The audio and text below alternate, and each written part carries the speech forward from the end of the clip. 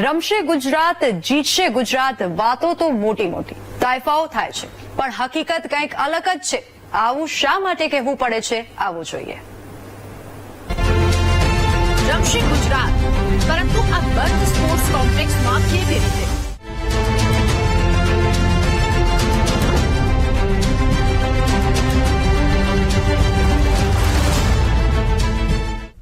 જીતશે ગુજરાત, પરંતુ આ જાડી ઝાંખરાવાળા મેદાનમાં કેવી રીતે?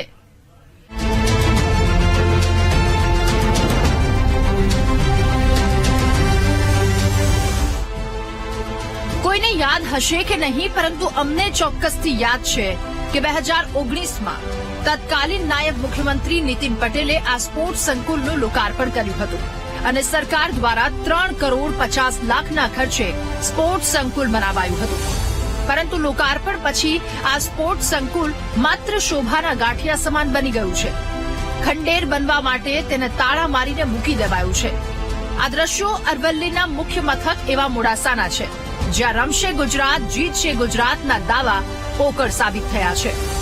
નગરપાલિકા દ્વારા જ્યારે પણ આ બાબતમાં જ્યારે સામાન્ય સભાઓમાં મુદ્દાઓ આવે ત્યારે અમે અનેક તાર્કિક દલીલો પણ રજૂ કરતા હતા. હમણાં 50 લાખ આશરે જેવી માતબર રકમનું સમારકામ માટેનું ટેન્ડર બહાર પાડવામાં આવ્યું. ખરેખર આટલા મોટી રકમની ખર્ચો કરવા છતાં પણ આવા સંકુલો એક દયનીય સ્થિતિમાં હોય. જે ઉદ્દેશથી આ સંકુલોને બનાવવામાં આવ્યા છે તે ઉદ્દેશ સફળ ના થાય તો હું માનું છું કે આ બાબતમાં ગંભીરતાપૂર્વક નગરપાલિકાના તંત્રએ અને શાસક પક્ષે વિચારવા જેવું છે. વિપક્ષ સવાલ ઉઠાવે ત્યારે સત્તાધારી પક્ષના નેતાઓ કહે છે કે વિપક્ષો માત્ર પોતાના રોટલા શેકવાના પ્રયાસ કરે છે, પરંતુ અહીં તો સ્પોર્ટ્સ સંકુલ સામે જ ઊભું છે, જે કહે છે કે અહીં પૈસાનો માત્ર વેડફાટ થયો છે. સ્પોર્ટ્સ સંકુલમાં આવેલા બાસ્કેટબોલ કોર્ટ, ટેનિસ કોર્ટની હાલત તો બદથી બદતર થઈ છે. અંદર જાડી ઝાંખરા ઉગી નીકળ્યા છે. જો કે કરોડોના ખર્ચે બનેલા આ સ્પોર્ટ્સ સંકુલની આવી હાલત કેમ થઈ એ પણ જરા સાંભળો. નગરપાલિકા દ્વારા 2019ની અંદર જુદી જુદી ઇન્ડોર ગેમ્સ માટેનું કોમ્પ્લેક્સ કરવામાં આવેલ હતું. ત્યારબાદ નગરપાલિકા દ્વારા તેની નિભાવણી જાળવણી માટે ટેન્ડર પ્રક્રિયા હાથ પર ધરેલ હતી, પરંતુ સારી કોઈ એજન્સીઓ દ્વારા ટેન્ડરની અંદર ભાગ ન લીધેલો હોય, નગરપાલિકા દ્વારા તેની જાળવણી માટે કોઈ પણ ઇજારાદારને આપી શકાય ન હતું. ત્યારબાદ નગરપાલિકાના ચૂંટાયેલા પ્રતિનિધિ દ્વારા થયેલ નિર્ણય મુજબ નાના મોટું રિનોવેશન કરાવી નગરપાલિકા પુનઃ ટેન્ડર પ્રક્રિયા ટૂંક સમયમાં ધરવા જઈ રહેલ છે.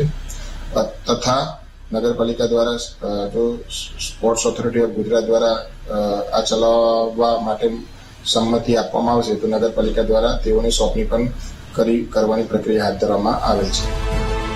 સાંભળ્યું ને? પહેલા કરોડોના ખર્ચે બનાવ્યું, પછી સંભાળ માટે કોઈ યોગ્ય એજન્સી ન મળી. હવે ફરી રિનોવેશન માટે લાખોનો ખર્ચ કરાશે, પરંતુ સ્પોર્ટ્સ સંકુલ ચલાવવા માટે આજ દિન સુધી રમતગમત વિભાગે પરમિશન નથી આપી. આને કહેવાય પ્રજાના પૈસાનો ધુમાડો. હવે તમે જ કહો, આવી હાલતમાં કેવી રીતે ગુજરાતનો યુવા આગળ વધશે અને સ્પોર્ટ્સની દુનિયામાં ડંકો વગાડશે?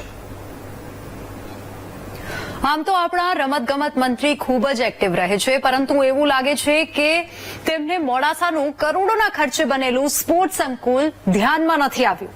ત્યારે જ તો 6 વર્ષથી સ્પોર્ટ્સ સંકુલ ચાલુ જ નથી થયું અને મોડાસાના યુવાનો આ સ્પોર્ટ્સ સંકુલનો લાભ ઉઠાવી શક્યા નથી. આશા રાખીએ કે આપણા રમતગમત મંત્રી વીટીવી ન્યૂઝના આ રિપોર્ટને નિહાળી આ દિશામાં યોગ્ય પગલાં ભરશે, જેથી રમશે ગુજરાત, જીતશે ગુજરાતના સપનાને મોડાસાના યુવાનો સફળ બનાવવામાં ભાગીદાર બને.